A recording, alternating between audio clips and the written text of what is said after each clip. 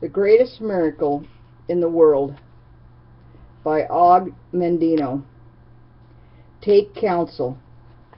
I hear your cry. It passes through the darkness, filters through the clouds, mingles with starlight, and finds its way to my heart on the path of a sunbeam. I have anguished over the cry of a hare, choked in the noose of a snare. A sparrow tumbled from the nest of its mother, a child thrashing helplessly in a pond, and a son shedding his blood on a cross. Know that I hear you. Also be at peace, be calm. I bring thee relief for your sorrow, for I know its cause and its cure. You weep for all your childhood dreams that have vanished with the years. You weep for all your self-esteem that has been corrupted by failure. You weep for all your potential that has been bartered for security. You weep for all your talent that has been wasted through misuse. You look upon yourself with disgrace, and you turn in terror from the image you see in the pool. Who is this mockery of humanity staring back at you with bloodless eyes of shame? Where is the grace of your manner, the beauty of your figure, the quickness of your movement, the clarity of your mind, the brilliance of your tongue? Who stole your goods? Is a thief's identity known to you as it is to me? Once you placed your head in a pillow of grass in Father's field and looked up at a cathedral of clouds and knew that all the gold of Babylon would be yours in time. Once you read from many books and wrote on many tablets, convinced beyond any doubt that all the wisdom of Solomon would be equaled and surpassed by you, and the seasons would flow into years until, lo, you would reign supreme in your own Garden of Eden. Doubts thou remember who implanted those plans and dreams and seeds of hope within you? You cannot. You have no memory of that moment when first you emerged from your mother's womb, and I placed my hand on your soft brow, and the secret I whispered in your small ear when I bestowed my blessings upon you. Remember our secret? You cannot. The passing years have destroyed your recollection, for they have filled your mind with fear and doubt and anxiety and remorse and hate, and there is no room for joyful memories where these beasts habitate. Weep no more. I am with you, and this moment is the dividing line of your life. All that has been gone before is like unto no more than the time you slept within your mother's womb. What is the past is dead. Let the dead bury the dead.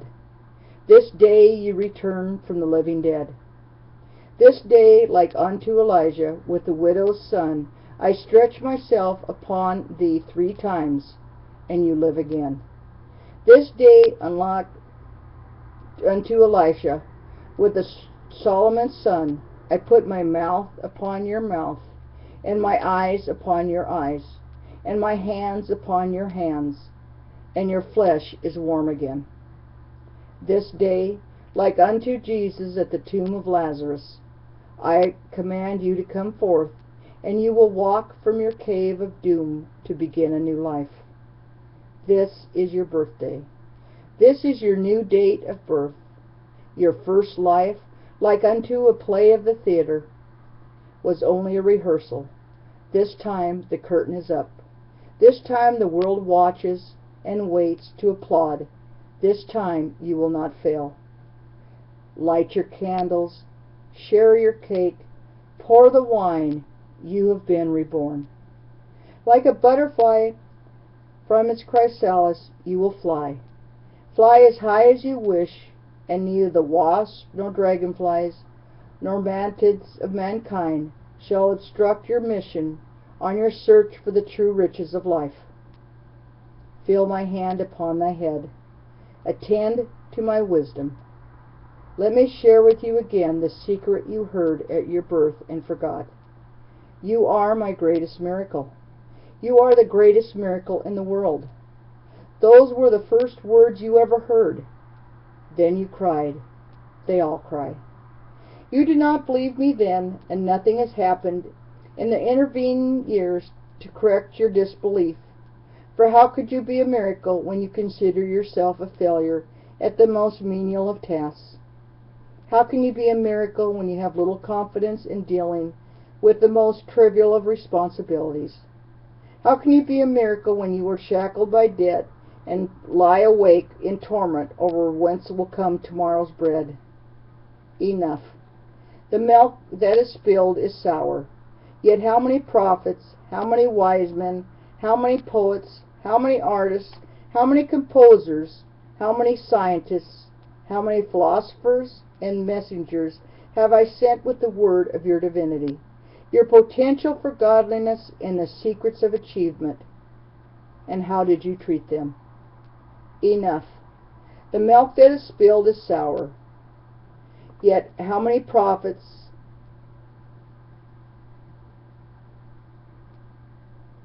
still, I love you.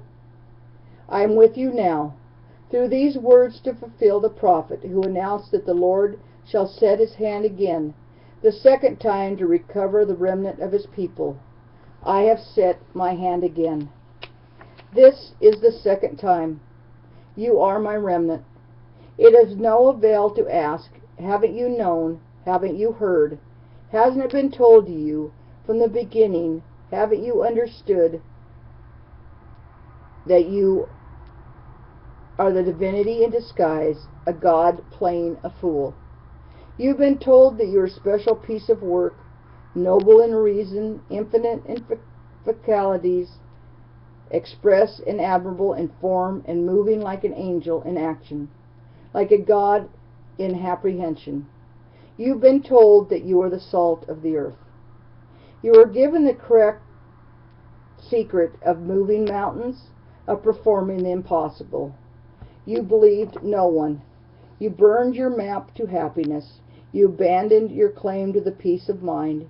You snuffed out the candles that had been placed along your destined path of glory. And then you stumbled, lost and frightened, in the darkness of fertility and self-pity until you fell into a hell of your own creation. Then you cried and beat your breast and cursed the luck that had befallen you. You refused to accept the consequences of your own petty thoughts and lazy deeds, and you searched for a scapegoat on which to blame your failure. How quickly you found one. You blamed me. You cried that your handicaps, your lack of opportunity, your failures were the will of God. You were wrong. Let us take inventory. Let us first call a roll of your handicaps. For how can I ask you to build a new life unless you have the tools? Are you blind? Does the sun rise and fall without your witness? No. You can see, in the 100 million receptors I have placed in your eyes enable you to enjoy the magic of a leaf, a snowflake, a pond, an eagle, a child, a cloud, a star, a rose, a rainbow, and the look of love. Count one blessing. Are you deaf? Can a baby laugh or cry without your attention? No. You can hear in the 24,000 fibers I have built in each of your ears vibrate to the wind in the trees, the tides on the rocks, the majesty of an opera, a robin's plea, and children at play, and the words I love you. Count another blessing. Are you mute? Do your lips move and bring forth only spittle? No. You can speak as can no other of my creatures, and your words can calm the angry, uplift the despondent, cheer the unhappy, warm the lonely, praise the worthy, encourage the defeated, teach the ignorant, and say I love you. Count another blessing. Are you paralyzed? Does your helpless form despoil the land? No. You can move. You are not a tree condemned to a small plot, while the wind in the world abuses you. You can stretch and run and dance and walk, For within you I have designed 500 muscles, 200 bones, and 7 miles of nerve fiber, all synchronized by me to do your bidding. Count another blessing. Are you unloved and unloving? Does loneliness engulf you night and day? No, no more. For now you know love's secret, that to receive love it must be given with no thought of its return. To love for fulfillment, satisfaction, or pride is no love. Love is a gift on which no return is demanded. Now you know that to love unselfishly is its own reward. And even should love not be returned, it is not lost, for love not reciprocated will flow back to you and soften and purify your heart. Count another blessing. Count twice. Is your heart stricken? Does it leak and strain to maintain your life? No. Your heart is strong. Touch your chest and feel its rhythm, pulsating hour after hour, day and night, 36 million beats each year. Year after year, asleep or awake, pumping your blood through more than 60,000 miles of veins, arteries, and tubing, pumping more than 600,000 gallons each year. Man has never created such a machine. Count another blessing. Are you diseased of skin? Do people turn in horror when you approach? No, your skin is clear and a marvel of creation, needing only that you tend it with soap and oil and brush and care. In time all steels will tarnish and rust, but not your skin. Eventually the strongest of metals will wear with use, but not that layer that I've constructed around you. Constantly it renews itself, old cells replaced by new, just as the old you is now replaced by new. Count another blessing. Are your lungs befouled? Does your breath of life struggle to enter your body? No. Your portholes to life support you even in the vilest of environments of your own making, and they labor always to filter life-giving oxygen through 600 million pockets of folded flesh while they rid your body of gaseous wastes. Count another blessing. Is your blood poisoned? Is it diluted with water and pus? No. Within your 5 quarts of blood are 22 trillion blood cells, and within each cell are millions of molecules, and with each molecule is an atom oscillating at more than 10 million times each second. Each second, 2 million of your blood cells die to be replaced by 2 million more in a resurrection that has continued since your first birth. As it has always been inside, so now it is on your outside. Count another blessing. Are you feeble of mind? Can you no longer think for yourself? No, your brain is the most complex structure in the universe. I know. Within its 3 pounds are 13 billion cells, more than 3 times as many cells as there are people on Earth. To help you file away every perception, every sound, every taste, every smell, every action you have experienced since the day of your birth, I have implanted within your cells more than 1,000 billion protein molecules. Every incident in your life is there waiting only your recall. And to assist your brain in the control of your body, I have dispersed throughout your form 4 million pain-sensitive structures, 500,000 touch detectors, and more than 200,000 temperature detectors. No nation's gold is better protected than you. None of your ancient wonders are greater than you. You are my finest creation. Within you is enough atomic energy to destroy any of the world's great cities and rebuild it. Are you poor?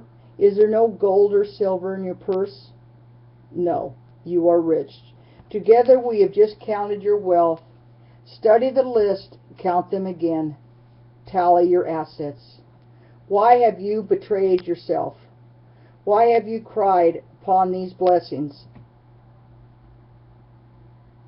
Why did you deceive yourself that you were powerless to change your life? Are you without talent? No. Are you without hope? Why do you cringe in the shadows? A giant defeated, awaiting only sympathetic transport into the welcome void and dampness of hell. You have so much. Your blessings overflow your cup, and you've been unmindful of them, like a child spoiled in luxury, since I have bestowed them upon you with generosity and regularity. Answer me. Answer yourself. What rich man, old and sick, feeble and helpless, would not exchange all the gold in his vault for the blessings you have treated so lightly? Know that the first secret to happiness and success, that you possess even now every blessing necessary to achieve great glory. They are your treasure, your tools with which to build, starting today, the foundation for a new and better life. Therefore I say unto you, count your blessings, and know that you already are my greatest creation. This is the first law you must obey in order to perform the greatest miracle in the world, the return of your humanity from living death. And be grateful for your lessons learned in poverty. First, he is not poor who has little. Only he that desires much, and true security lies not in the things one has, but in things one can do without. Where are the handicaps that produced your failure? They existed only in your mind. Count your blessings. And the second law is like unto the first. Proclaim your rarity. You have condemned yourself to a potter's field, and there you lay, unable to forgive your own failure, destroying yourself with self-hate, self-incrimination, and revulsion at your crimes against you and others. Are you not perplexed? Do you not wonder why I'm able to forgive your failures, your transgressions, your pitiful demeanor, when you cannot forgive yourself? I address you now for 3 reasons. You need me. You are not one of a herd heading for destruction like a gray mass of mediocrity, and you are a great rarity. Consider a painting by Rembrandt, or a violin by Stradivarius, or a play by Shakespeare. They have great value for 2 reasons. Their creators were masters, and they are few in numbers, yet there are more than one of each of these. On that reasoning, you are the most valuable treasure on the face of the earth, for you know who created you, and there's only one of you. Never in all the 70 billion humans who have walked this planet since the beginning of time has there been anyone exactly like you. Never until the end of time will there be another such as you. You have shown no knowledge or appreciation of your uniqueness, yet you are the rarest thing in the world. From your Father, in the moment of supreme love, flowed countless seeds of love, more than 400 million in number. All of them, as they swam within your mother, gave up the ghost and died, all except one, you. You alone persevered within the loving warmth of your mother's body, searching for your other half, a single cell from your mother, so small that more than 2 billion would be necessary to fill an acorn shell. Yet, despite impossible odds, in the vast ocean of darkness and disaster, you persevered, found that cell, joined with it, and began a new life, your life. You arrived, bringing with you, as does every child, the message that have not yet discouraged of man. 2 cells now united in a miracle, 2 cells each containing 23 chromosomes, and within each chromosome hundreds of genes, which would govern every characteristic about you, from the color of your eyes to the charm of your manner to the size of your brain. With all the combinations at my command, beginning with a single sperm from your father's 400 million, through the hundreds of genes In each of the chromosomes from your mother and father, I could have created 300,000 billion humans, each different from the other. But who did I bring forth? You. One of a kind, rarest of the rare, a priceless treasure, possessed of qualities in mind and speech and movement and appearance and actions as no other has ever lived, lives, or shall live. Why have you valued yourself in pennies when you are worth a king's ransom? Why did you listen to those who demeaned you, and far worse, why did you believe them? Take counsel. No longer hide your rarity in the dark. Bring it forth. Show the world, strive not to walk as your brothers walk, nor talk as your leader talks, nor labor as do the mediocre. Never do as another. For how do you know that they may not imitate evil, and who imitates evil also goes beyond the example set? Be yourself. Show your rarity to the world, and they will shower you within gold. This, then, is the second law.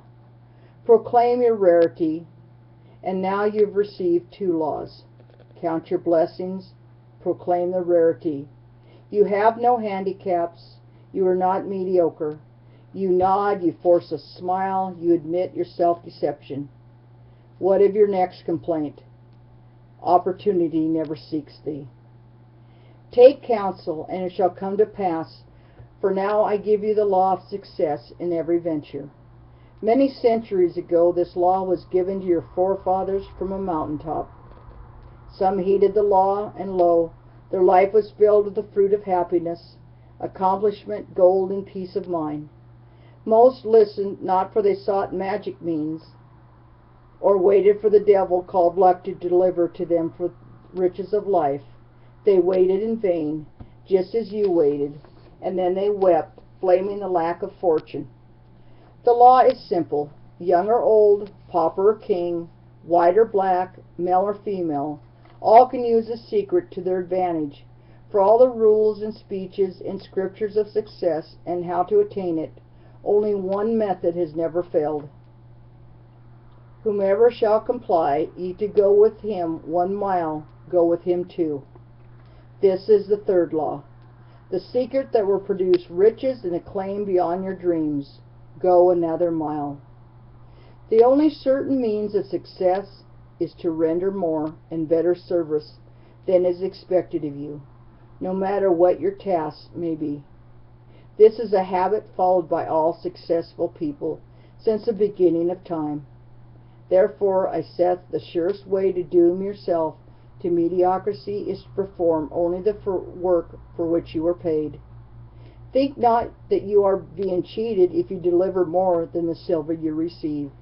For there is a pendulum to all life, and the sweat you deliver, if not rewarded today, you will swing back tomorrow tenfold. The mediocre never goes another mile, for why should he cheat himself, he thinks. To go another mile is a privilege you must appreciate by your own initiative. You must not avoid it. Neglect it, do only as little as the others, and the responsibility for your failures is yours alone. You can no more render service without receiving just compensation than you can withhold the rendering of it without suffering the loss of reward. Cause and effect, means and ends, seed and fruit, these cannot be separated. The effect already blooms in the cause, the end pre-exists in the means, and the fruit is always in the seed. Go another mile. Concern yourself not, should you serve an ungrateful master, serve him more. And instead of him, let it be me who is in your debt, for then you will know that every minute, every stroke of extra service will be repaid. And worry not, should your reward not come soon, for the longer payment is withheld, the better for you. And compound interest on compound interest is this law's greatest benefit. You cannot command success, you can only deserve it. And now you have the great secret necessary in order to merit its rare reward. Go another mile. Where is this field whence you cried there is no opportunity? Look around thee. See where only yesterday you wallowed on the refuse of self-pity. You now walk tall on the carpet of gold. Nothing has changed except you. But you are everything. You are my greatest miracle. And now the laws of happiness and success are thee. Count your blessings, proclaim your rarity, and go another mile. Be patient with your progress. To count your blessings with gratitude, to proclaim your rarity with pride, to go an extra mile and then another, these acts are not accomplished in the blinking of an eye. Yet that which you acquire with most difficulty you retain the longest, as those who have earned a fortune are more careful of it than those who inherited it. And fear not as you enter a new life. Every noble acquisition is attended with its risk. He who fears to encounter the one must not expect to obtain the other. Now you know you are a miracle, and there is no fear in a miracle. Be proud. You are not the momentary womb of a careless creator experimenting in the lab of life. You are not a slave of forces that you cannot comprehend. You are a free manifestation of no force but mine, of no love but mine. You are made with a purpose. Feel my hand, hear my words. You need me, and I need you. We have a world to rebuild, and if it requireth a miracle, what is that to us? We are both miracles, and now we have each other. Never have I lost faith in you since the day when I first spun you from a giant wave and tossed you helplessly on the sands. As you measure time, that was more than 500 million years ago. There were many models, many shapes, many sizes before I reached perfection, and you're more than 30,000 years ago. I have no further effort to improve on you in all these years.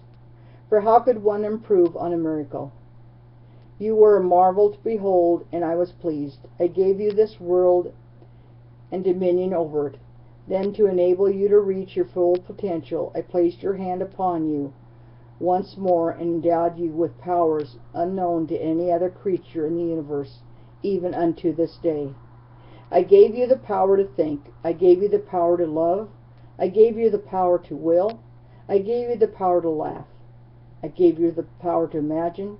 I gave you the power to create. I gave you the power to plan.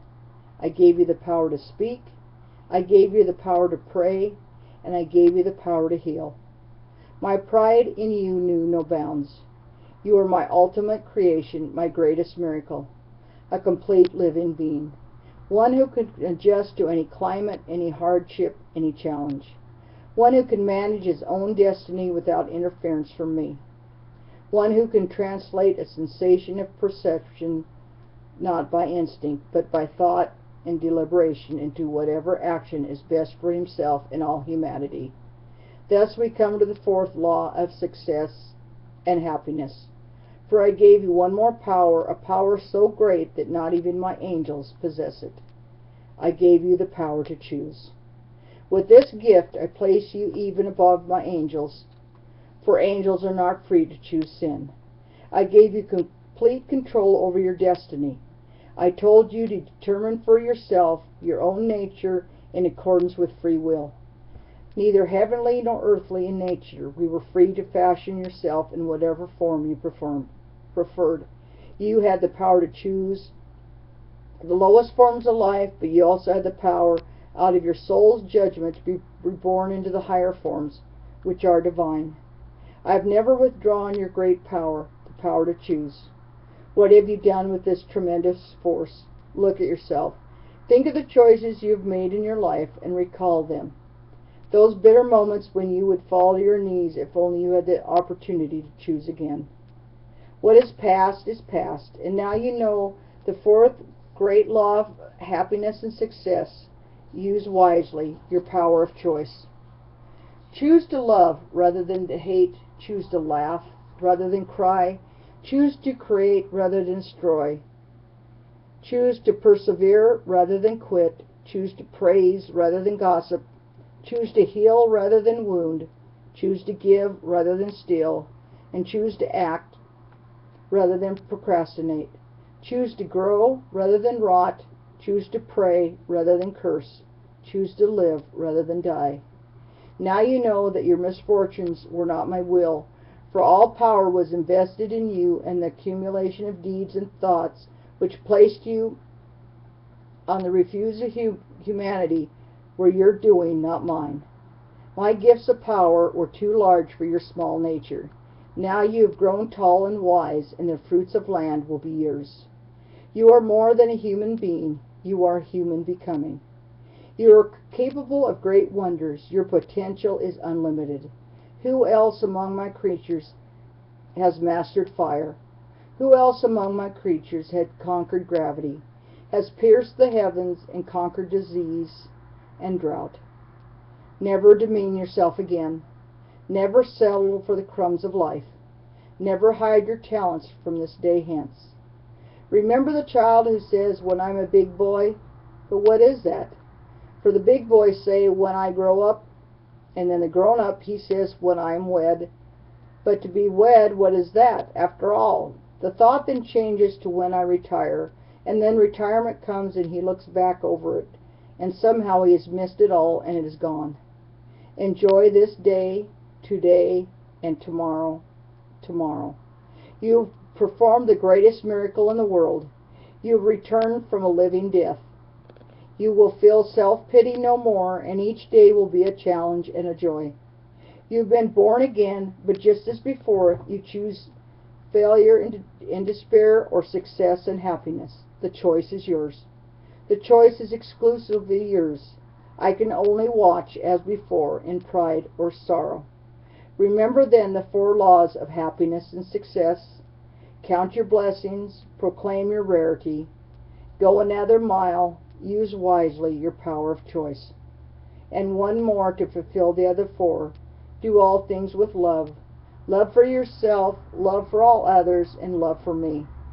Wipe away your tears, reach out and grasp my hand, and stand straight. Let me cut the grave cloths that have bound you. This day you've been notified. You are the greatest miracle in the world.